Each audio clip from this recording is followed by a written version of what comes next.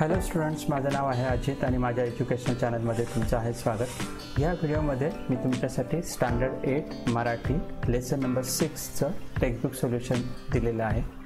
जसं तुम्हाला माहितीच आहे की आपल्या चॅनलवर बाकीच्या वेगवेगळ्या सब्जेक्टचे सुद्धा टेक्स्टबुक सोल्युशन अवेलेबल आहे। तुम्ही ते प्लेलिस्टवर जाऊन चेक करू शकता। थँक्यू।